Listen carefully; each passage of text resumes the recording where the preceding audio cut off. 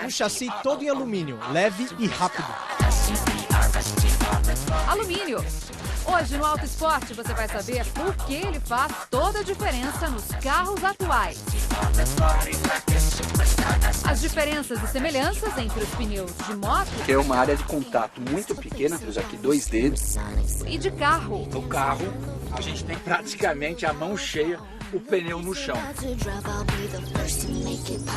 Olá, bom dia, tudo bem? Olha só quanta coisa bacana vai ter no Auto Esporte de hoje para você ficar bem informado. Quer ver outra?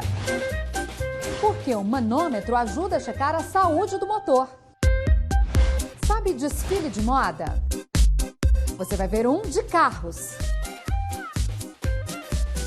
E para começar o programa de hoje, o que fazer quando o alarme falha? Você conhece esse som, certo? Vai dizer que você nunca esteve perto de um carro com o tal alarme chato. Aquele que não pode passar um ônibus, um caminhão, ou então você encostar, que ele já dispara. Alarme disparando com facilidade. Qual o problema? Na maioria das vezes é só uma configuração do alarme. A gente verifica ver se está correto, se ele é um carro médio ou de grande porte. Se um carro é pequeno, está configurado como um carro grande? A sensibilidade está incorreta. Um carro com som alto, qualquer coisa, já dispara. Este problema só acontece nos alarmes volumétricos. Alarme tem nome esquisito e são 2 tipos. Volumétrico, que tem sensores para monitorar qualquer alteração de pressão ou movimento no carro, e perimétrico, que detecta a abertura de portas. Agora, se o alarme continuar disparando depois do ajuste de sensibilidade, é porque um dos 2 sensores quebrou e tem que trocar a peça. Mas e o contrário? Quando ele não funciona justamente na hora que a gente mais precisa? Olha só, o carro está fechado com o alarme acionado, eu vou forçar. Ó, disparou, a gente vê pela luz, mas nada de som. Esse problema é simples, é apenas a sirene que pode ter dado algum defeito ou entrou água. Outra situação em que o alarme pode falhar, olha só. Acionei, mas nem os vidros subiram, nem as travas funcionaram. E aí? Ou o problema é na instalação do alarme, né? Ou diretamente na central de vidro ou trava elétrica. Aí tem que trocar a central. Troca a central de vidro ou trava. Para evitar falhas, a instalação de alarmes de forma avulsa deve atender algumas regrinhas básicas. Não deixe ninguém cortar o fio. É o suficiente para perder a garantia. A oficina tem que usar esses adaptadores. A instalação é toda feita aqui na caixa de fusíveis do carro, né? Você tem que ligar em fios originais do carro. Sim, sem perder a originalidade. Nada é cortado. Nada é cortado. Se a instalação for feita no fio errado, você pode ter problemas no sistema elétrico, como, por exemplo, no funcionamento do ar-condicionado.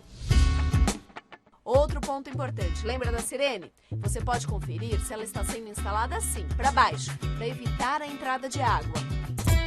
O carro que o Franciel está mexendo é do Carlos Alberto. Ele comprou zerinho, veio de fábrica com alarme de porta e agora ganhou sensor de movimento. Quebrar um vidro não ia pegar o alarme, né? Exatamente. Agora pega. Agora pega. Ah, e se você tem o alarme com sensor, uma última dica de ouro.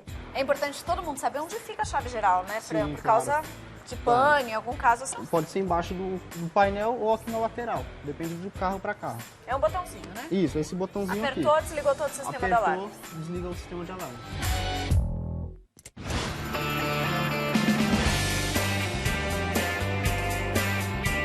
Reunir modelos clássicos é uma tradição em vários lugares do mundo. Desta vez, estamos em Londres para descobrir, entre muitas curiosidades, portas diferentonas.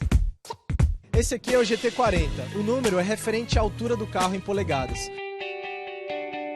No modelo que ajudou a escrever a história das 24 horas de Le Mans, portas integradas à capota. Os pilotos mais altos não cabiam, então eles precisaram fazer esse calombo aqui no teto. O motor é logo aqui atrás. A galera pensou em fazer uns ilhóis ali no banco porque esquentava muito dentro do carro. Outro clássico, o 300 SL.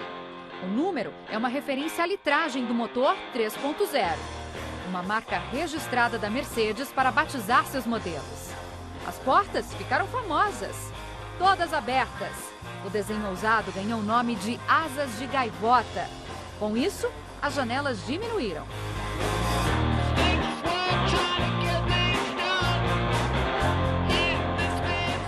Eu achava que limousine era só um carro comprido, mas o que define o modelo é o corte reto na porta traseira. Normalmente nos sedãs acompanha a caixa de roda.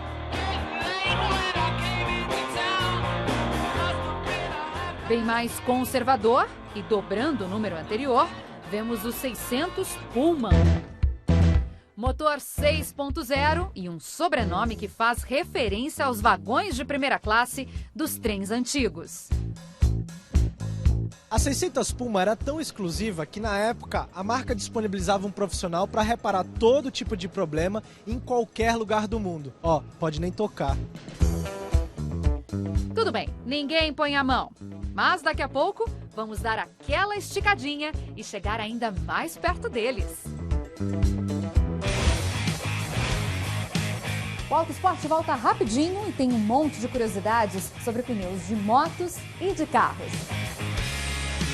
Porque o manômetro ajuda a checar a saúde do motor. E um raio-x sobre o alumínio do carro. É já no Auto Esporte.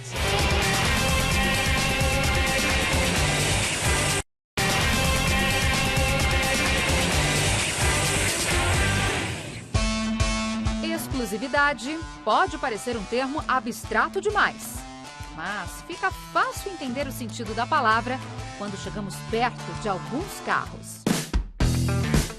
Excesso de cromados e de frisos, o que era considerado detalhe, na década de 50 vira ostentação. São os americanos exibindo seu poder para o resto do mundo. O Bel Air de 1957 representa muito bem o auge dos anos dourados. Os conversíveis eram os mais desejados e os mais caros. Hoje são peças raras. Este outro conversível traz a descrição europeia e uma senhora exclusividade para o dono. Perto dos vizinhos, ele pode ser considerado um modelo recente. Tem carro que já nasce colecionável. Essa aqui é uma Alpina 2004, foram feitas 555 unidades e esse é o número 274. Para você ver quão exclusivo é esse negócio, essa é a única com carroceria preta e o interior bege. A plaqueta comprova o pedigree. Trata-se de uma tiragem limitada. E para trazer um brilho juvenil para a exposição, exclusivos 0 km que também defendem as boas ideias para esta nova era de carros híbridos. São os super esportivos que trazem números de cair o queixo, tanto em termos de velocidade quanto em economia de combustível. O Porsche 918 Spider, o McLaren P1 e a LaFerrari. Tá vendo este enferrujadinho aí? Acha que vale um troco? Nem precisa fazer sua aposta, porque já foi vendido em leilão. E se prepare pelo equivalente a 2 milhões de reais. Este C-Type se enquadra na classificação do que os ingleses chamam de barn find, ou encontrado em celeiro. Nunca foi restaurado. Todas as peças são originais e cada marca tem o seu valor, porque representa um pedaço da história dele. Um legítimo testemunho de época intocado e por isso tão valioso. Surgindo bem mais reluzente, o Bentley de 1930 exibe no nome o poder e o tamanho do motor, 6,5 litros. Tá aí um dos modelos que fez o fabricante inglês se tornar praticamente sinônimo do termo esportivo de luxo. A carroceria segue esse mesmo estilo, feita em alumínio, por Van den Pla, um encarroçador famoso que mais tarde passou a fazer os próprios modelos e fundou a marca que levava o seu nome. O Bentley está avaliado em 12 milhões de reais. Mas foi esta outra joia que interessou o Razia. Essa Ferrari 212 de carroceria Vignale foi feita especialmente para um senador americano. Ela está nesse estado impecável porque ficou anos em um museu. Sabe quanto custa? Bagatela de 6 milhões de reais. Ô chefe, parcela em 3 aí, por favor. Aderência, composto, tem muita coisa que é bem parecida entre pneus de moto e de carro. Agora, tem outras... As diferenças e semelhanças entre os pneus de moto e de carro.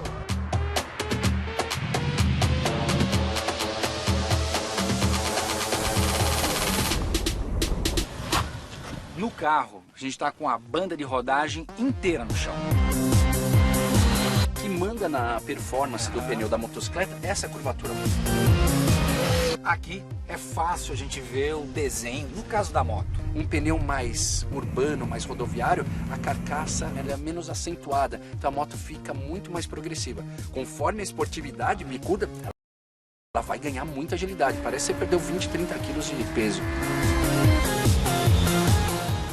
Olha só a comparação entre as áreas de contato. No carro, é a palma da mão inteira. Na moto, são mais ou menos 2 dedos juntos. E ainda tem a diferença entre os pneus dianteiro e traseiro. O dianteiro, ele é mais fino para me dar mais agilidade. E o traseiro mais largo para conseguir que a moto acelere sem escorregar, me dando mais segurança. Ó, entrada de curva, frenagem. Praticamente a responsabilidade toda nessa parte é do pneu dianteiro. Meio da curva, distribuir entre as duas rodas. Agora aceleração, responsabilidade é toda do pneu traseiro. Uma curiosidade que eu tenho, no caso do pneu do carro de passeio, ele tem sempre temperatura na banda de rodagem. Agora, como vocês só tem, por exemplo, em linha reta, esse ponto específico, na hora que você deita a moto e vem pra cá, não tá frio. Por isso que o projeto do pneu da motocicleta a gente fala em duplo composto. Ele trabalha com 2 compostos. Em linha reta, ele vai me oferecer durabilidade, que é o maior tempo que eu fico com a motocicleta. E quanto maior a inclinação, mais um material mole entra em contato com o asfalto, garantindo maior aderência.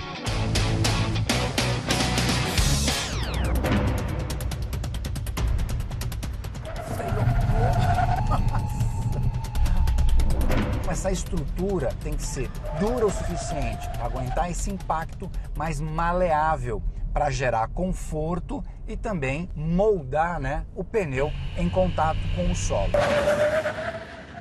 Os pneus esportivos da Michelin, eles têm duplo composto de borracha na banda de rodagem. Também. Normalmente numa direção mais esportiva ou numa estrada mais sinuosa, o ombro do pneu é muito exigido. A parte do meio e a parte interna da banda de rodagem tem um composto que tem uma concentração maior de sílica, para ter uma performance melhor em piso molhado e para diminuir a resistência ao rolamento, que faz economia de combustível. O moto acho que ele é muito mais composto e pouco desenho, e aqui você já consegue equilibrar um pouco, porque o grip mecânico contribui na frenagem, na curva, na aderência como um todo. Veja agora algumas semelhanças entre os pneus de moto e de carro. Uma delas é o uso da aramida. Existe uma fibra de aramida que diminui a ação da força centrípeta. Ou seja, o pneu deixa de fazer esse movimento quando está em alta velocidade. Exatamente. E com isso ele fica mais plano, com um contato maior do pneu no chão. A fibra de aramida é a mesma que o pessoal usa em colete à prova de bala. Exatamente. Ou seja, tem uma resistência muito forte. No nosso caso, já utiliza nos pneus esportivos há um tempo para melhorar, né, a direção da moto, fica muito mais leve o pneu e no efeito giroscópico isso vai fazer com que a moto fique mais ágil, mas eu não sabia disso da deformação. Tem também? Tem também, porque a alta velocidade, né, o pneu é muito flexível, ele vai deformando com a força do pneu girando a alta velocidade. É como você pegar um balde d'água, você gira, né, a água fica ali no fundo, então o efeito aqui é o mesmo, principalmente se a gente pensar que o pneu ele é um elemento da suspensão. E um aspecto curioso é como funcionam os sulcos para cada tipo de pneu, principalmente no piso molhado. Aqui é fácil a gente ver o desenho, imaginar o que ele não faz no molhado. É um pneu de rua. Tá. Você pode ver o quanto que você tem de sucos de drenagem e até maiores do que em outros pneus. Eles levaram em consideração 35, 40 graus de inclinação, é o máximo que um piloto profissional consegue inclinar na chuva. Tá. Então, porque a partir desse ponto você desperdiça a área de contato. Ah, por isso que essa massa aqui não tem praticamente o desenho invadindo aqui. Nada, vira um pneu slick. Melhora muito na parte esportiva, no piso seco. Mas na parte do piso molhado, você tem uma concentração maior, com sucos de drenagem maior, uma eficiência muito melhor na chuva. Aqui no carro, o que a gente nota? Como a área de contato é muito grande, você tem que ter, né? Por exemplo, aqui o que corta a água no sentido longitudinal e tudo aquilo que faz com que a água escorra pela lateral. Sim. Então eu tenho que tirar ali, fazer essa água drenar e usar inclusive a água como sentido direcional, que é o que eles chamam de hélice do pneu, né? Bom, o legal é explorar todas essas tecnologias para ver o limite, né? Tanto dos motoristas como dos pilotos. E nunca esquecer que aqui está a sua segurança e principalmente a sua diversão. Investir num pneu nunca é demais.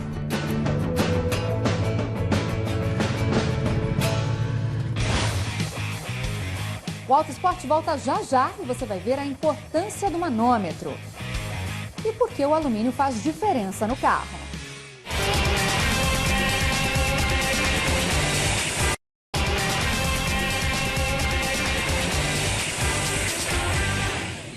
Todo santo dia, antes de sair de casa, o Moisés faz a mesma coisa. Depois do café quentinho, muita água. Não para ele. Todo dia eu tenho que completar a água dele. E fora isso, eu tenho que andar com um galão de 5 litros dentro do carro. Às vezes, no meio do trajeto, eu paro e vou verificar e tenho que reabastecer de novo com água. O pior é que até agora não se via nenhum vazamento. Vamos ver por que tá baixando essa água, né? Olhando aqui nas mangueiras aqui, tá normal. Mas quando abre a tampa do bocal de óleo, até o Moisés se assusta. O que é isso aí, branco? Esse branco aqui é óleo misturando com água. Você deve ter algum problema aqui, com certeza, de junta de cabeçote. Ou queimada, ou corroída. Porque não pode estar misturando essa água no óleo. A água e o óleo deveriam percorrer caminhos diferentes. Se romper a junta que fica do lado de cima do motor, a água vai para dentro dos cilindros. E para saber onde está o defeito, o Flávio usa um manômetro, que mede a pressão do sistema de arrefecimento. O ponteiro do relógio deveria ficar paradinho, mas vai lá para baixo, mostrando que tem algum vazamento por aqui. Próximo passo, retirar as velas e com este outro manômetro, medir a pressão dentro dos cilindros. Aqui medimos a vazão dos 4 cilindros. O segundo cilindro apresentou um defeito, ele saiu da área verde. Esse é o cilindro que está vazando a compressão do sistema. A hora que a gente injeta ar no cilindro, ele está jogando esse ar para o sistema de arrefecimento. E por isso está consumindo a água do carro do Moisés. O resultado é ferrugem na junta do cabeçote. Sim, que nem aqui, vamos remover o cabeçote, a hora que for para a retífica. A nossa retífica já testa na máquina de vedação se tem trinca, se tem corrosão.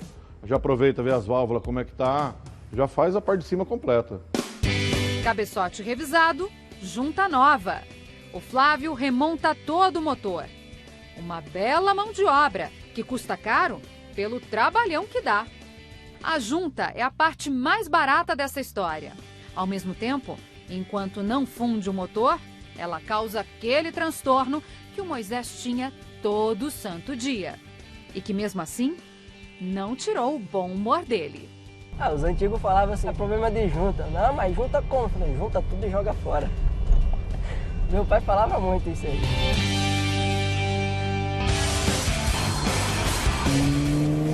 Leves e ágeis.